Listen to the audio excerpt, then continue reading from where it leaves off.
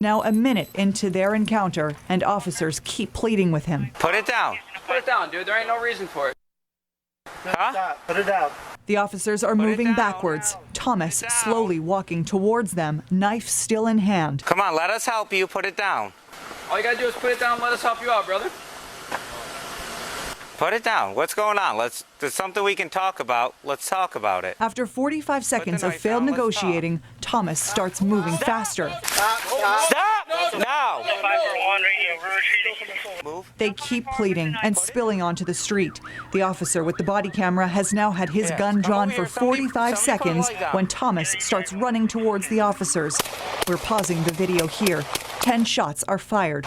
The suspect falls. Bro, why, man? Why? Officer Edwards, one of the initial responding officers, visibly upset by what just happened. All right, EDI's notified to step it up. They're on the way. Officers Edwards and Ramos directed to go into a police cruiser 3 minutes and 23 seconds after they first went to ask Thomas if he was okay. The officers clearly trying to de-escalate the situation, but two de-escalation tactics were actually absent in this encounter. One of them, the department's behavioral health team. They don't work overnight. The other is tasers, and Commissioner Joseph Gramaglia addressed that at a news conference just a short time ago. Would I like to have a taser in that situation? Absolutely. Would I like to have an opportunity to bowler wrap in this situation? Absolutely. That's why the city has invested the amount of money that they have in these less lethal options. The fact remains that we had to operate with what we had at the time. Those officers in D District on the midnight shift have not yet received the training. Gramaglia says about 170 officers have been trained to work with the tasers so far. Once they are trained, there are enough tasers in each district for the officers on shift to use them.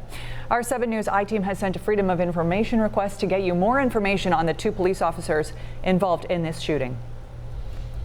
A Lewiston Porter middle school student was arrested and charged for making a terroristic threat on social media. Lewiston police say a threat was made at the Lewiston Porter Middle School earlier this week.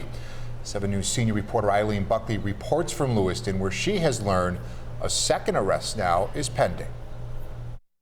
The Lewiston Porter school community is learning that a 12-year-old student has been arrested for making an alleged school threat on Snapchat. Obviously, that's something that we take very seriously. Lewiston Police Chief Frank Previtt says over the weekend they learned of a violent social media threat on Snapchat from a 7th grader against the Lewiston Porter Middle School. An AR-15 style weapon, bringing it to the school on Tuesday, and some sort of incident.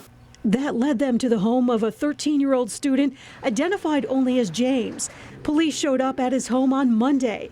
Vanessa Krogan is the boy's mom, who says her 7th grade son has been bullied for months with racial slurs. My next notification that this bullying was still happening was Monday morning when the police officers showed up to my house with this fake Snapchat with my son's name on it. But police discovered her son was the victim of a fake Snapchat account.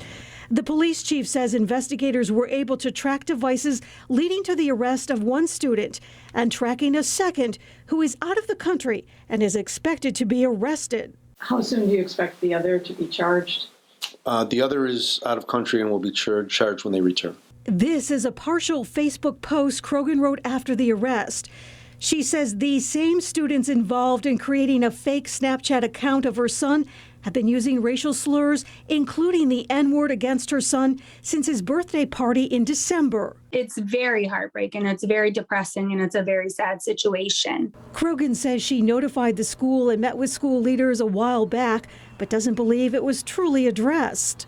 And it's still the same child that is the ringleader of this entire operation. That sort of behavior, those words, are in no way, shape, or form representative of what our school and school district is all about. Lewiston Porter School Superintendent Paul Casari tells me there are disciplinary and restorative consequences against the students involved. So it is very disturbing for us when these things come to light. The Lewiston Porter School Superintendent tells me, ironically, they'll be holding a community town hall meeting next month to discuss racial equality.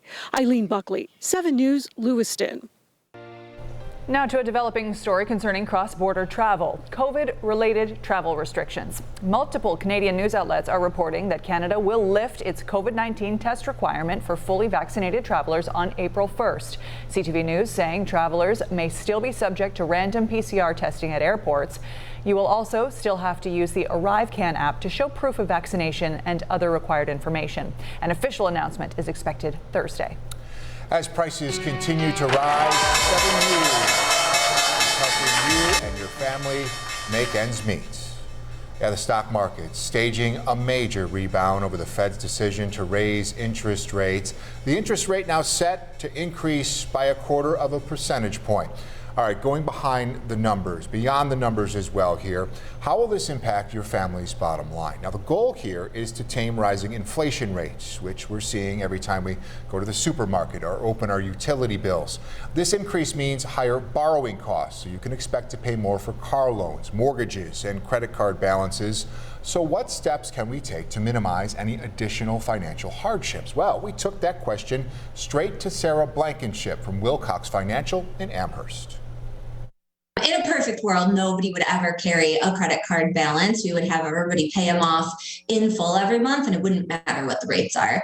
But that is not reality. And so some people have to carry a credit card balance. Perhaps they had an emergency come up or got a little crazy with their spending.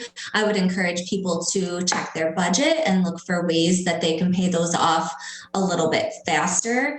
And maybe look into a personal loan refinance if they have significant credit card debt and try to get the lowest rate possible.